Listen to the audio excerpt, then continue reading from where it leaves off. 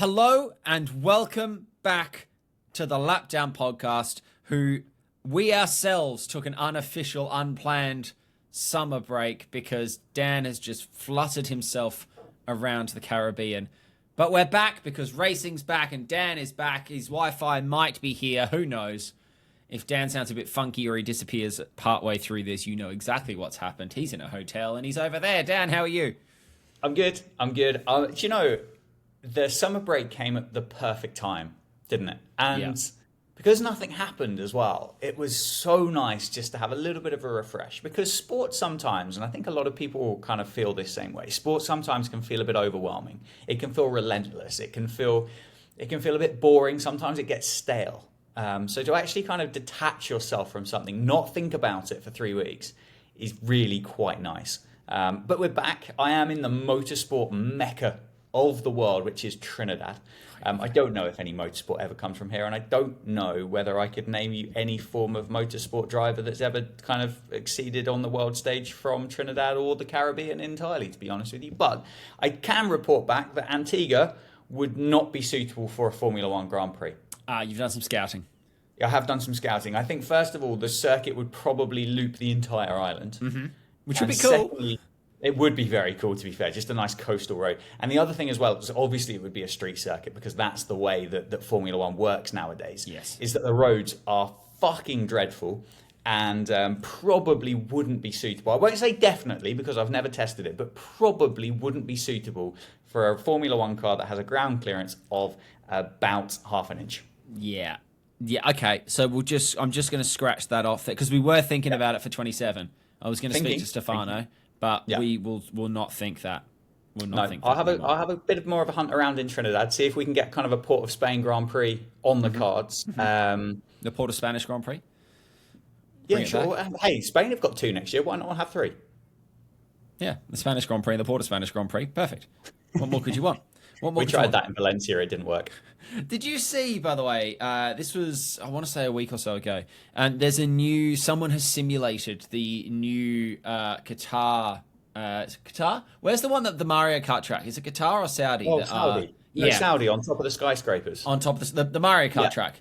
Yeah. Someone has stuck it in, Assetto Corsa or iRacing, or, they've replicated the track in one of these. I'll give you a hot tip. Fuck me, she's long.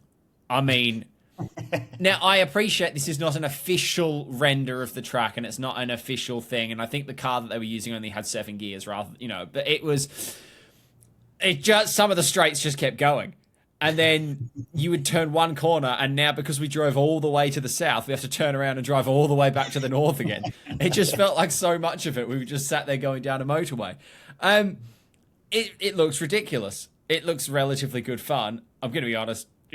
I'm not sure there'll be a huge amount of overtaking, but I'm getting ahead of myself. But I think it's going to be about an 8.5 minute lap time. It's like the Nürburgring of F1, but also it's Mario Kart bits. It might be a jump at one point. Is it actually happening? Yeah, and it's replacing. Okay. I think it's replacing the good Saudi track. It's one of the street circuits we actually like, and they're getting rid of that to go and play Mario Kart. It's only been around for 3 years. It's only a temporary one. It's not actually meant to be a circuit. It's it's Saudi Arabian temporary, so they probably built it from scratch just for the purpose of this, and then they'll just, tip sand back over it again when they're done. But, that was never meant to be, I don't think, a permanent circuit, and they just nailed it better than any other circuit.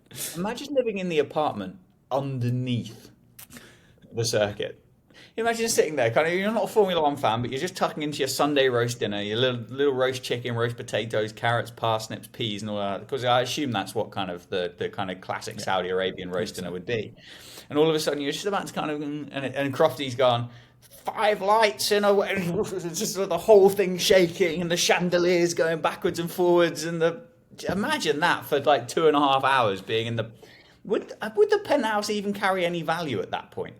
I like the idea of someone in the direct apartment underneath, like banging the ceiling with a broom, and all of a sudden we can't work out why Lance Stroll's in the gravel again because he's gone spinning off. It just looks like he's lost the car through turn 3, and then we find out, oh no, on the telemetry we can see the bump where like Mrs. Mabel from number 42 downstairs smacked the ceiling with a broom, and Lance has just lost the downforce and I suppose she won't have the argument of I've lived here for 123 years and I've never had to contend with this. I'm sure she'll probably use it, but it won't exist because it's not there yet. But hey, Rainbow Road coming to Formula One soon. Get your banana skins out, your little blue turtle shells, and whatever else you've got kicking around for the FIA, just to make Formula One more exciting and more appealable to new fans. So good news. I'm excited. We're going back to Saudi. We're going to race 1,000 foot in the air. There you go.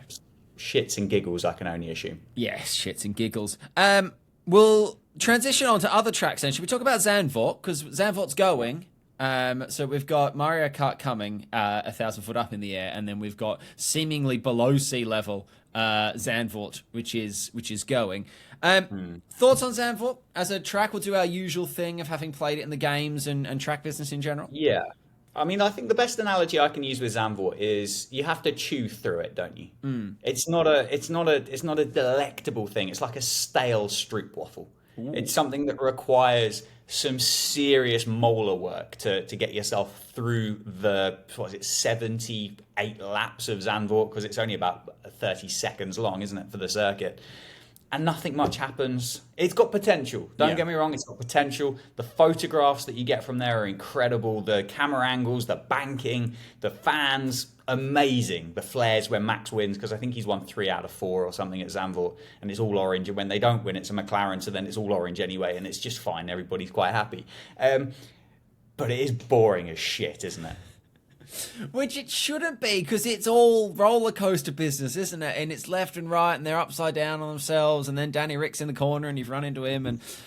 But yeah, it's just not designed for a modern Formula One car. It's the sentence we've said all year, basically, on this podcast, that if they, race these in go-karts, it's probably the best weekend of the year. I mean, it's fun to drive in time trial. It's a nice layout. I think it moves quite nicely and it flows and all the rest of it, but just not great for racing. Although, having said that, then it rains and the forecast for Sunday is a little bit chaotic. And I think because it is so close to the coast, things happen quite quickly if it's going to get wet. Yeah. So I guess it feels like every week we hold out for maybe it'll be a bit wet and then not wet and then dry and then wet again. But, I mean, it's shown it can produce bangers when you've got no idea who's where and it's a, split-second tyre decision. So, yeah, maybe. Yeah, as you say, it's got potential as long as it pisses down. Yeah.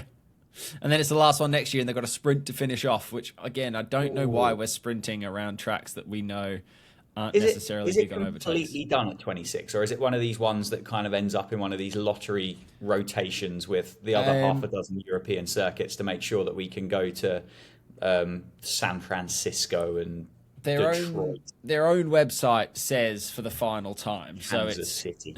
It's the final time in a current wave of contracts. They're not in the they're not in the rotation mixer. They're sitting it out. I think there's chat they're going to take the Formula E cars there. And to be honest, I don't watch a huge amount of Formula E. Formula E around there, I think, could actually be a banger. Short circuit, technical-ish circuit, smaller cars could actually be quite good. And I think we probably should do at some point a Formula E episode, even though I know that both me and you don't sort of follow it closely. But I think that's potentially part of Formula E's problem without turning this into the Formula E episode. We're both all in on Formula One, and Formula E should be a logical move across. But it seems like there's very little crossover from F1 and FE fans, and I don't know why that is. So I think we should do some investigative journalism as to... We're known for that. We are known for that. I think we should at some point when we've got a couple of weeks off. Maybe it's an off-season jobby, who knows? But just because I know it'd be interesting if anyone wants to email in or anyone wants to just pop in the comments or whatever. F1 fans, and you are a bloody F1 fan if you're listening to us talk about F1. Do you actually pay any attention to Formula E? And if so, yes or why one way or the other? Because I would just be curious to know, because I've tried, because I feel like I should like it. And then it's just very mosquito-y, and I can't really sort of follow entirely what's going on, and then they get quicker and then slower, and then they get penalised for not going quicker, and it just all seems to fall away quite quickly. Save those thoughts. Yeah. There you go. The Formula Ready. Save those The electric thoughts. episode coming at some point soon. Yeah, maybe. Once again, absolute banger set of trophies for Zandvoort.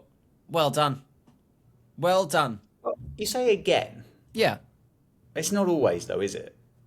Oh, were they Robbie Williams? They were the Robbie Williams. Oh. So it's not always. It's not guaranteed at Zandvoort. Well done, Zandvoort, for going back to the banger trophies.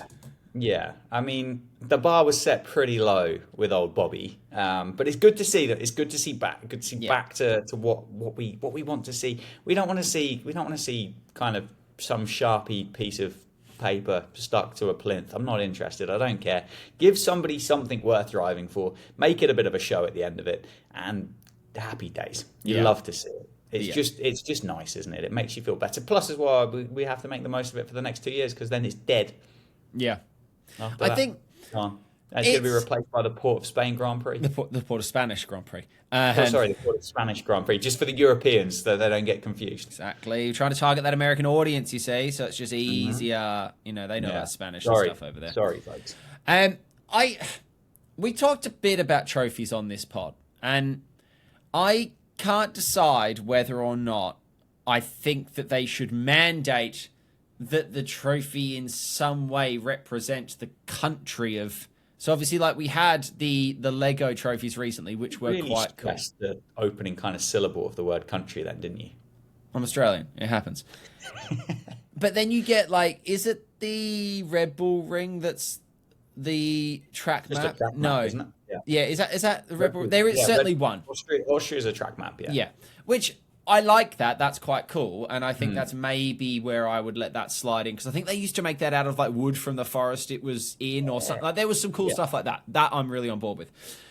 But I like the idea that the trophy should in some way be recognizable for the country that that's in.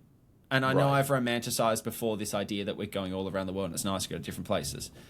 Give me 3 things that you would like to see on this National Pride Trophy for the Dutch.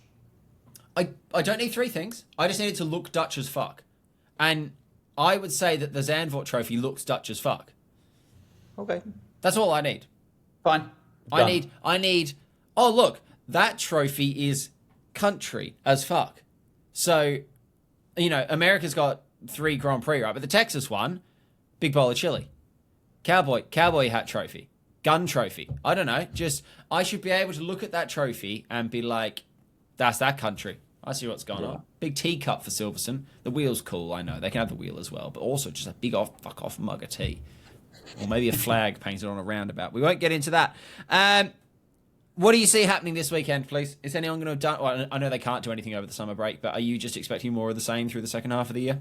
Yeah. Do you think... Personally, I kind of feel like people have down tools on this year. I can't see anybody really competing for 2nd, 3rd, 4th place in the Constructors' Championship. I don't know whether people are going to be that bothered, or whether all of the money and the resources is going to go into the 2026 regs and the new car and trying to get things working for that. Yeah, maybe. And McLaren don't need to do anything, do they? No, McLaren have done. I reckon. I feel like they've probably got something up their sleeves, but I would imagine they'll probably just go around and go, "Well, we'll use it if we have to. We can't really be bothered otherwise, just in case it doesn't work." Don't see anybody. I don't see Red Bull. I don't see Ferrari. I don't see Mercedes to have suddenly gone right. Heads down in the summer break, lads. Let's fix this and let's go and win the WDC, because you can't. No, they can't win it, I suppose. So I'm looking at the table here. I mean, 1 is sewn up, and I'm going to say 4 is sewn up, because Red Bull are some 40-odd, 42 points adrift of Mercedes, and they're not... Okay, Max could always pull out an absolute banger, but they're not going to have a big 50-point swing weekend over Mercedes, because George is always going to finish top 5, and so it's going to offset that. So I'm going to say Red Bull have finished 4th already. That's confirmed, because after that you drop down to 70 for Williams. There are only 24 points between Ferrari and Mercedes, so I can understand why those two might... I mean, that's sort of the battle, I think, is, you know, there's... Yeah, but we heard from Fred, didn't we, that the car isn't the problem of Ferrari. So they don't need to do anything with the car. They just need to basically kick the drivers up the arse and make them do something a bit better than what they have been doing. So and the Ferrari haven't had to do anything through the winter other than some form of like HR performance reviews, mid-season performance reviews, and obviously they're a big corporate brand. And Mercedes, well, I think probably Mercedes will be okay now that Max has committed to Red Bull, because I think things will just settle down there again, and there'll be a bit more kind of future and a bit more certainty with regards to George and Kimi, and they'll just nail them down relatively soonish. They won't be to be soonish. I don't know. They might not be in a rush to do anything. They might just be quite happy because they know they're not going to go anywhere. There's nowhere for them to go, and they just crack on. One thing I did see randomly, and I don't know whether it was actually true or not, and you spoke about Formula E, and you think about the direct comparison, but also IndyCar. Should Formula One fans be transitional IndyCar fans as well? Because, I mean, you get the same open wheel racing, but these cars make noise as well, which is one big thing that I think a lot of people get stuck on, including myself. I saw, and I don't know whether it's true, but there was rumours that Alex Palou would move from IndyCar to go and drive for Red Bull in 2026. Because he's running away with the thing at the minute, isn't he, in IndyCar? Is he the one that just keeps winning the absolute lot? I think he's like 4-time champion already. Potentially, kind of, as you say, lining up his 5th. I don't know. Could be interesting. Yeah. But anyway, I didn't really want to dwell on it because I don't know much about him, and I don't watch IndyCar like in the same vein that I don't watch Formula E, so I can't really comment on the sport or the competitiveness or the transition between the two of them. No, and again, I've thought, oh, sweet, IndyCar often tends to run it on weekends that F1 doesn't, or later as well. Why not? This background viewing, if nothing else. Yeah. Where I struggle with it, and this is not the IndyCar episode either, so we've got 2 episodes to do in future now. Americans. We hate Americans. Why I struggle with oval racing. I understand there's a lot of skill in oval racing, and I understand that it looks really simple, but actually driving at that speed and keeping concentration in an oval is not easy, right? I'll get that out of the way. It's not good viewing, though. I'm sorry. It's not good viewing. It's not good viewing. No. If IndyCar was, and I know they race at Kosher and stuff. As well, to be fair. You what? They do wiggly tracks as well. No, that's what I'm saying. If they were, because I know they race at Kosher and stuff like that, and if they were to race on actual circuits every week, I think I would feel more compelled to actually look into that. But then it's like, well, oh no, it's an oval this week. It's like, well, I'm not going to watch this week now. And no, you don't watch a TV show where you skip 50% of the episodes because you don't like the cast on it that week. So, save that for the IndyCar episode. We're doing live on air planning. We're banking these winter episodes up. The winter break's going to be 3 weeks, and we've already got 4 episodes, so we're cramming them. And we've still got all the summer break content that we couldn't use because you were lying on a beach without Wi-Fi. So we are absolutely, we've got a bucket of content ready to go.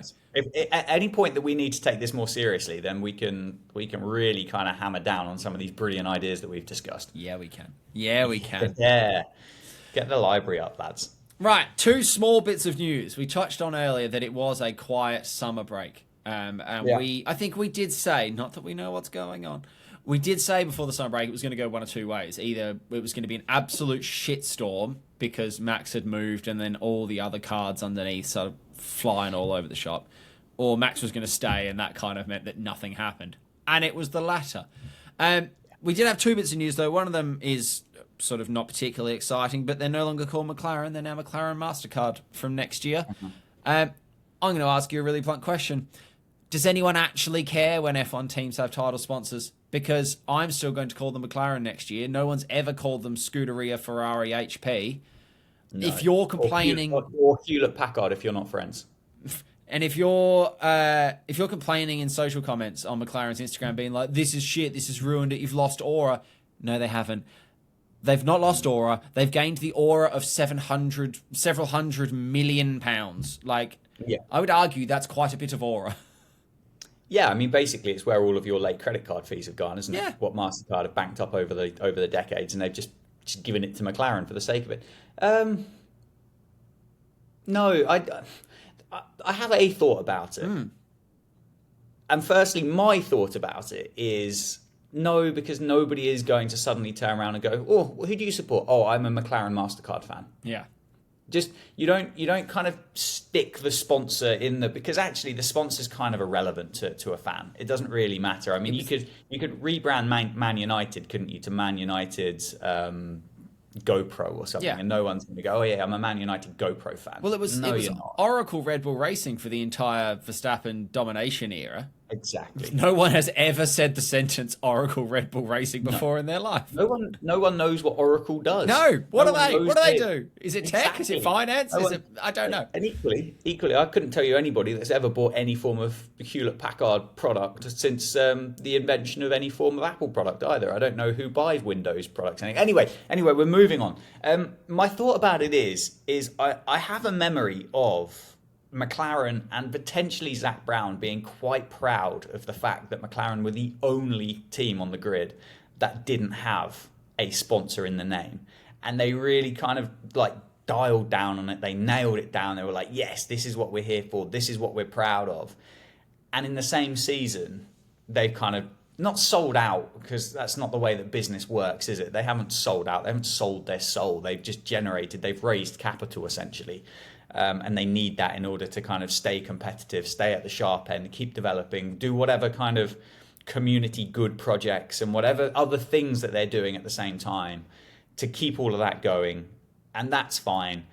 But I don't necessarily know whether you can kind of criticize your 9 other competitors with your Stake, your HP, your Oracle, your Petronas, and all this other stuff, and then go, yeah, well, we're just McLaren. We're keeping it original. We're cool. We're chill guys. We're just McLaren. By the way, lads, MasterCard. Boom. I hadn't seen sort of the pride about it not being in the name. I'd seen his chat in the past about, we don't really want one big fish sponsor. I would much rather have 30 small fish sponsors, because you lose a small fish sponsor and it doesn't ruin you. You can replace them. You lose your big fish sponsor, and if you banked on them, you're in some strife. I mean, what I will say, though, they definitely didn't need that extra money. They're already at the cost cap for sure, with all their little sponsors. So let's just hope the McLaren team gets more of a championship bonus at the end of the season because of this now. But how do you feel about 3 years' time, when MasterCard have really got their feet under the table and they've got comfortable enough to kind of get the big MasterCard chopper out on the boardroom and go, lads, papaya, great. What we want a red car at the front and a yellow card at the back. Because otherwise, no money for you. How do you feel about that? Pretty close already, isn't it? Red and yellow. Red and yellow just kind of mixing together and they go. Actually, right, okay. I don't understand fully how light works, but... So the papaya is basically a MasterCard moving quickly. This is what I was going to say. You know when you mix paint, right? You mix red and yellow together, you get orange. Is that how light works? Like if the car goes boom and it's yellow at the front, red at the back, does that mix in and I just get a trail of papaya come out the end? I think that's how it works. I think that's science. I think that's fair. Yeah, that's probably it. Actual physicists, keep your fucking mouth shut. I think that's science. I think that's how colours work. But yeah. And then arguably sort of the big news of the break. Although the Cadillac news kind of felt weird because it was a big announcement that we didn't actually know beforehand. Yeah. But I felt like I knew it already. And it's been this long old build-up. I don't think anyone's surprised by that lineup. It was just finally happened. Bottas, no surprise at all. That was pretty nailed on, wasn't it? Those colours were kind of nailed to the flag post early doors. Perez, I'm not surprised. I'm not shocked. And I think it's a really good bit of business, which we'll get into. But I think there was a little bit more. He wasn't quite as nailed on, I don't think. Maybe because he wasn't in the paddock and people weren't winding him up and teasing him about it, and he wasn't kind of walking around in a Stetson and all this other shit. So maybe that's why he kind of went under the radar a bit. But there was a lot of talk about a few others, wasn't there? Where they wanted an American driver. They'd followed Mick Schumacher, and Mick was at the launch party, but wasn't. Yeah. But I don't necessarily think Perez had that same kind of, oh, look, Perez, he's been seen driving a new Cadillac down the streets of Mexico City. Oh, that could be a good sign, or anything like that. So I think it's good. I think it's great. I think they've done a fantastic bit of business to get both of them in there. And yeah, like you said ages ago, they can start a new team. They can put 2 guys in the car, and you'd think whether they're at the sharp end or the blunt end, they're not going to end up spending their money repairing the car because it's been thrown in the barrier 3 times over the course of a weekend, which Mick Schumacher might have had the possibility of, or one of the other younger American lads that are currently doing IndyCar. Yeah. Yeah, and I think the people outside of F1 teams, which includes me, and I'm now going to speak, saying I'm outside an F1 team, like Thanks I'm for inside. clarifying it, though. Yeah. Appreciate it. Yeah. But I think the on-track value, great. All right, you've got seasoned F1 drivers with 100+ rate starts each, I assume, probably at least. Yeah. It's not just what they can actually do in the car when they're driving it. It's the way they can assist with development, and I think it's part of the reason that like Danny Rick came back for that second V carb and whatever. There's a lot more value, I think, that goes on that people don't quite realize, those meetings and knowing what this feels like or that feels like, and guiding that car, because there's going to be a shitbox year one. Like I see no world where they don't finish 11th on that grid. It's going to happen, and that's fine.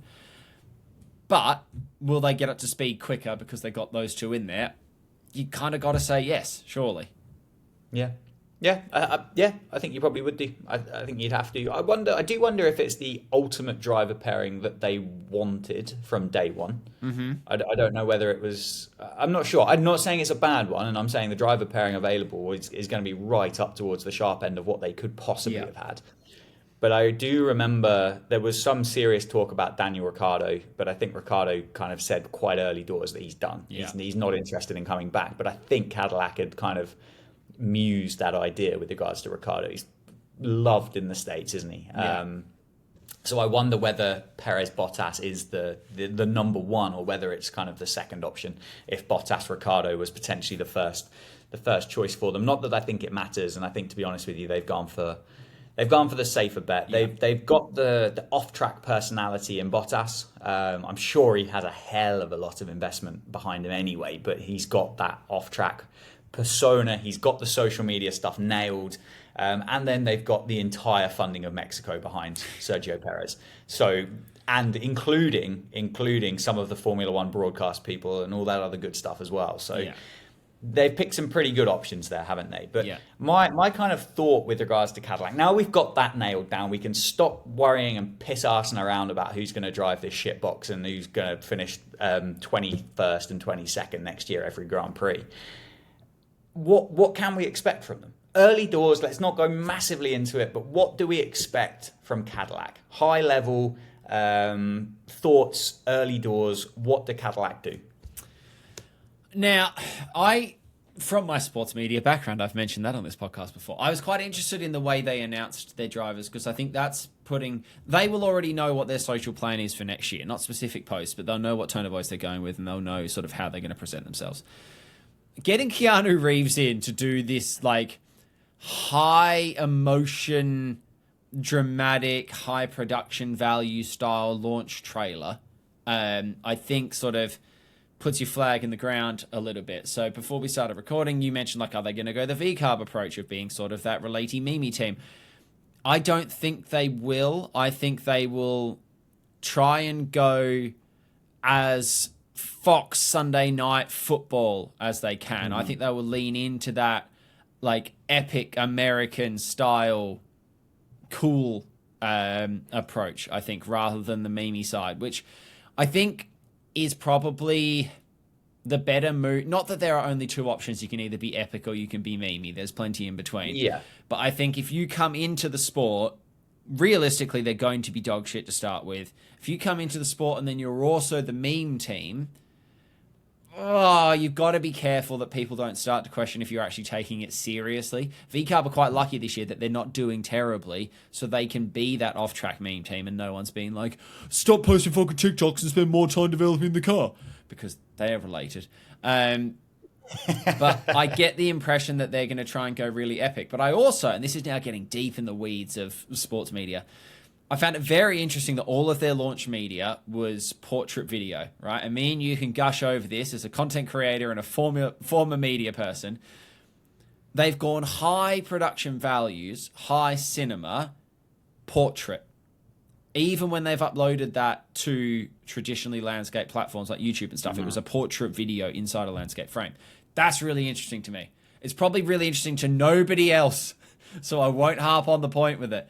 But I think that puts a small sort of marker out of, who they're targeting, and I think that says to me that target audience is under 25. It's all American. We're trying to get you involved in the idea that the sport is cool, not that the sport is fun. And we're going to go that way with it, because otherwise I can't see why you wouldn't do a landscape version as well. It irritated me a little bit, but that's because I'm outside that demographic. Yeah, well, we both are, aren't we? What about you then? What's your read on what they'll do? Well, I don't know. It was kind of hypothetical questions really before we started recording. I didn't really have a strong opinion on it either way. I do wonder if there is a feel that Haas claiming to be America's team isn't really America's team. I do wonder whether they feel that there's a bit of an open door there to kind of boot Haas off the America's team title. They've obviously spent a lot of time, and look, Cadillac aren't going to be running with purely American sponsors, aren't they? They're not going to be. It's not going to be Wendy's Cadillac, and they're going to be sponsored by Twinkies and Powerade and various other American Red Vines, and what else do America do? Shoot Budweiser. Yeah, dill pickles and stuff like that. They're not just going to be dressed to the nines in American sponsors. They are going to have to get investment from elsewhere around the world. Telmex being one of them will come in there, won't they, straight away? And it might even be Telmex Cadillac as a title sponsor. We don't know, but do they feel that there's a bit of an open door there? You've had America's team that's been powered by Russia for a fair part of it, which obviously ended brilliantly for them. But I wonder whether, if you say they go down that kind of under 25, Friday Night Lights, yeehaw, big American sports production, expert views, all this other good shit, do they feel that there's a gap there? Yeah. Do Cadillac turn up day one and they go, we're America's team now? Yeah, I 100% I think they do. And I think they'd be stupid not to. Because I think, if you look as well, I mean, the F1 movie has just gone past 600 million worldwide in like box office gross. No. Have you watched it yet? By all accounts, it's quite good. You've got to suspend disbelief a little bit, but I believe it's actually quite good. And it's a good thing that it's done well. We talked about this before it came out. For some reason, a lot of the F1 community wanted it to be shit, wanted it to be fail, and I don't understand why. But it did well, and that can only be good for the sport as a whole. And, it's made money and all the rest of it. So that's all good. A lot of that will have been in America, I'm sure, because I'm sure a lot of the box office revenue for films is just within America. So I don't see why you wouldn't go all in on the America thing. I think Haas has massively dropped the ball on the America thing. They do like a funky livery that, might have an eagle on it. But I don't think America, and I don't think Haas. I think no. Do you think? Here's a question actually, and this is just quickly. Yeah, you can't pop down the high street and buy yourself a Haas, can you? Well, no. But you can a Cadillac. Yes. Anyway, carry on. Is Haas not seen as America's team because they were fronted by Gunther Steiner for so long? And you've got this team. He was the face of that team, right? Through the big blow up of F1, right? When F1 gained this massive popularity boost, it was Gunther's team, right? It wasn't Gene's team, it was Gunther's team. And even Gene Haas doesn't sound particularly American to me. That sounds like a German bloke as well, right? So you've got Gunther Steiner and Gene Haas leading a team, and I go, well, that's a German team. So it was a German team funded by Russian money with Nikita Mazepin as a driver. Like, I wonder whether Gunther being there when he was, if that had been Randy Newman leading that Haas F1 team, then I dare say people would have gone, oh yeah, it's the American team. But I think it's hard to listen to Gunther on Sky and be like, oh well, America's team. Where are Cadillac going to base their things? Because I assume Haas are based in Europe, are they? Haas are based in Silverstone. Yeah, they've got a. And it would be quite outlandish to have 3 of 24 Grand Prix in the States and base your entire headquarters over there. So they've got 3. So they've got 3 headquarters. Indiana, North Carolina. Indiana, North. Oh, hang on. So they've got 4.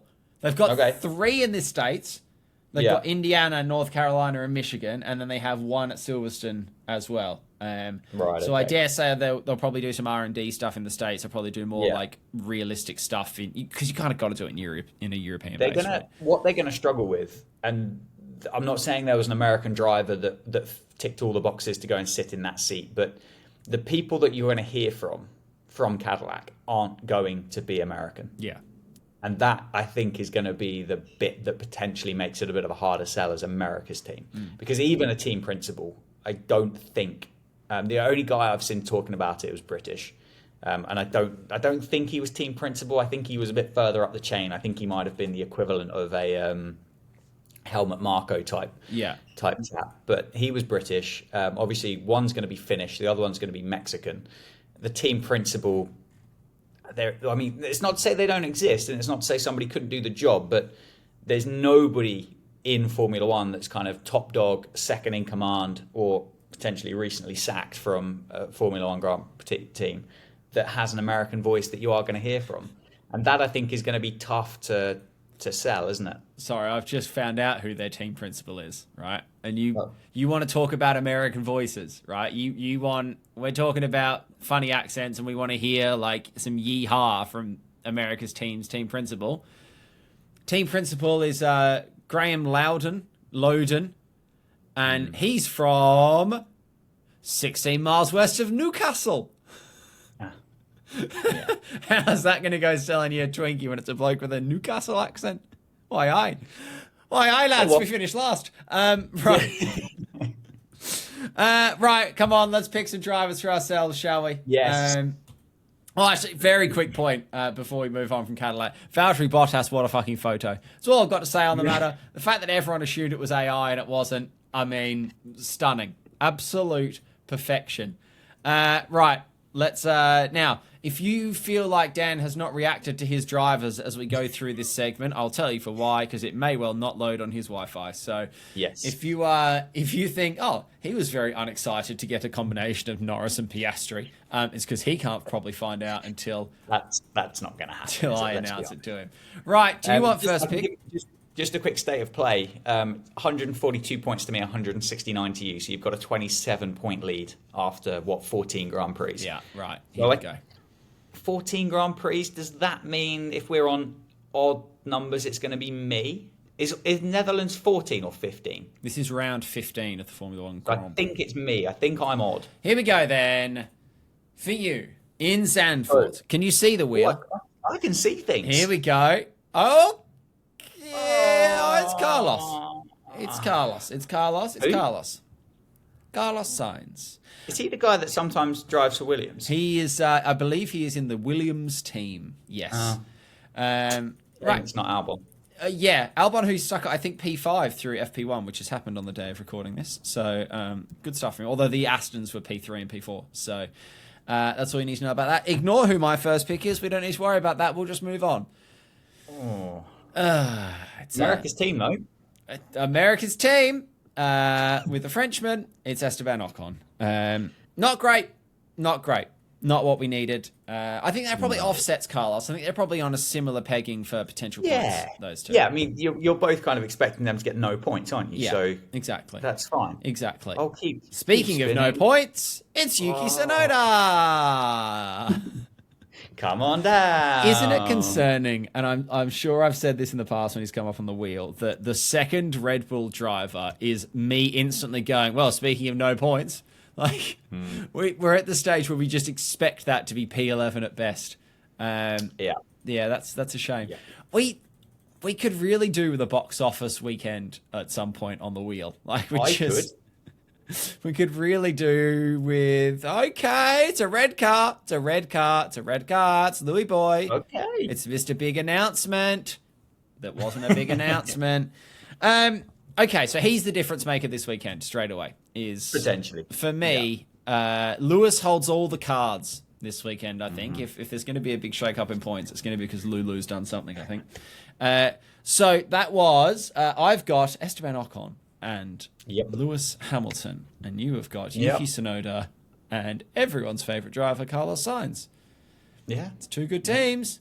It's no Very Bottas and Perez. I feel like it's getting to the point of the season. I need to do some research and find out how many of these drivers have turned up on each of the weekends. We need, I'm going we to do need that. some stats. I'm going to take it away, and I'm going to come back go. with some analysis. Oh, here we go. Send us James, maybe. See what he can pull out of that. He'll like. That's a He'll like. personal joke between me and Dan. It's going to make no sense to anyone else. Anyway, Dan, when you're not jetting about the Caribbean, people can find you where on the internet, please? You can find me at Dan Jads on the internet, but basically all you will see at the moment is stuff from the Caribbean. So if you don't want to see it, it's probably not the place to go. If you do want to see it, then it's definitely the place to go. Don't look a palm tree. Don't look now. If you do look a palm tree, get yourself on there. Like and subscribe. Ring that bell. And twitch.tv/HeadLookAtAlex if you want to come and see me play games on the internet. That's all I've got to plug you, really. It's just me doing games and stuff and things. We will be back next week with Dan still in the Caribbean next week. Yeah, I might be in. We're going to go after the Grand Prix. I'll still be in Trinidad next week. Lovely. And then I'm going to Guyana. So who knows what the Wi-Fi situation is going to be like in Georgetown, but we'll figure that out. But more research to see whether there could be a Georgetown Grand Prix. Here we go. He's doing that research. Right, at LapdownPod on various socials and lapdownpod@gmail.com if you want to send us an email, leave a review, do all that good stuff. Hit like and subscribe if you're watching this on YouTube. And we will see you next week. Toodle pip. Lovely job.